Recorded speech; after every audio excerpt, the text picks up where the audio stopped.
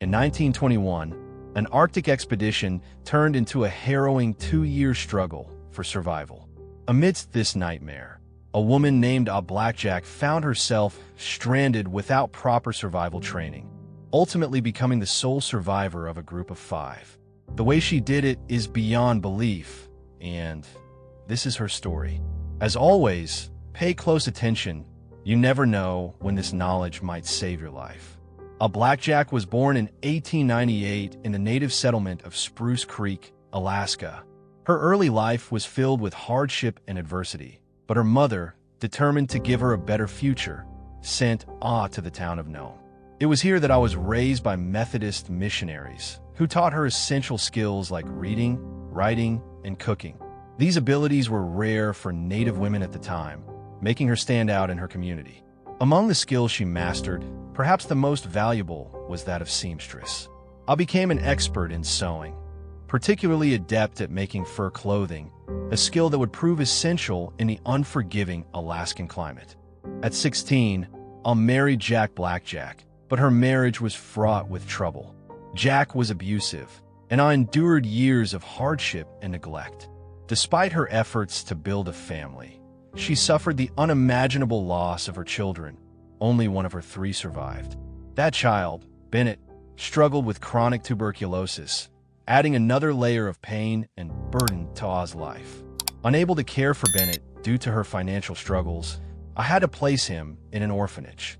The separation from her son weighed heavily on her, but she remained determined to find a better life for both of them. By 1921, I was living in Nome, divorced from Jack, who had abandoned her after years of abuse. Her financial situation was dire, and the need to provide for Bennett led her to make a life-changing decision when she learned about an Arctic expedition led by Vilhjalmur Stefansson. She saw it as a way to turn her life around. Vilhjalmur Stefansson was a renowned Arctic explorer, and he was recruiting individuals for an ambitious expedition to Wrangel Island. O's sewing skills made her an appealing candidate. The offer of $50 a month, a substantial amount at the time, was more than she could earn otherwise. Driven by the hope of securing a better future for herself and her son, I agreed to join the expedition. Stefansson's plan was nothing short of grand. He viewed the northern polar region not as an inhospitable wasteland, but as the friendly Arctic. His goal was to claim Wrangel Island, an uninhabited territory, for Canada and use it as a base for future Arctic flights. He assembled a team of 4 young men, 3 Americans and 1 Canadian, the latter serving as the nominal leader to lend legitimacy to their territorial claim. The team departed from Seattle on August 18, 1921, and arrived in Nome, Alaska, to secure passage to Wrangel Island. Despite efforts to recruit more indigenous Alaskans, none were willing to join, leaving as the only indigenous member of the team. She was an untrained yet hopeful participant in an uncertain venture.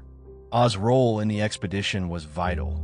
Her sewing skills were indispensable for making and maintaining the fur clothing necessary for surviving the Arctic's brutal conditions. She had no survival training, but hoped her contributions would be enough to support the team's success. On September 9, 1921, and the 4 men, along with a kitten named Vic, set sail from Nome, Alaska. The journey was supposed to include Inuit reinforcements in Siberia, but these plans fell through, leaving as the only woman among the men on Wrangel Island. The initial days were marked by a mixture of emotions. I felt overwhelmed by the isolation, and the men were initially uncomfortable with her presence. As the team settled into their routine and claimed the island for Canada, O's homesickness and anxiety grew. She often found solace in the distant horizon, where ships would come and go, a lifeline to the outside world. But when the anticipated relief ship failed to arrive, the winter set in, trapping them on the island.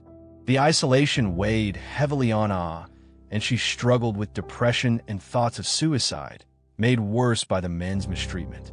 They mocked her skills, denied her food, and subjected her to cruel conditions, even tying her to a flagpole at times. Despite these challenges, Ah persevered. She found small joys in her sewing and the occasional camaraderie with the men. As winter's grip tightened, supplies dwindled, and the men realized they needed to seek help. With heavy hearts, three of them made the difficult decision to leave and Lorne Knight behind, promising a swift return. They believed their chances of finding assistance would be better if they traveled light. Lorne Knight couldn't go with the others because he was suffering from scurvy. With limited survival skills but a heart full of hope, watched as they departed, clinging to their promise of a quick return. What she didn't know was that those men would never be seen again. As days turned into weeks and weeks into months, the harsh reality of Oz's isolation began to sink in. Now almost completely alone on the desolate island, Oz faced the vast, unforgiving Arctic wilderness with nothing but her determination and resourcefulness. She took on the daunting task of providing for herself and Lorne, learning to trap foxes and shoot birds for food. Her efforts were met with Knight's criticism and his deteriorating health, which pushed out of the brink of both physical and emotional exhaustion. But through sheer will, Oz kept them alive, displaying incredible resilience as the brutal winter dragged on. On June 23, 1923, tragedy struck. Lorne Knight succumbed to his illness after months of suffering. Now, I was truly alone on Wrangel Island, with only her loyal cat, Vic, by her side. Her strength and resourcefulness had kept them both alive, but now she was left wondering if rescue would ever come. Unable to bury Lorne's body, I built a barrier around him to keep wild animals at bay. Alone, she continued to wait, hoping for a rescue that seemed ever more distant. Her thoughts often turned to her son Bennett, wondering if she would ever see him again. After Knight's death, I hunted her first seal and gathered eggs for food. She even built a boat from wood and animal skins, though it was lost to the wind. Despite these setbacks, I never gave up. She continued to watch for any signs of rescue. Then, on August 20th, 1923, I heard a noise. Through her binoculars, she saw a ship emerging from the fog. Rushing to the beach, she was greeted not by her friends, but by Harold Noyce, a friend of the expedition leader. It was then that I realized she was the last one alive.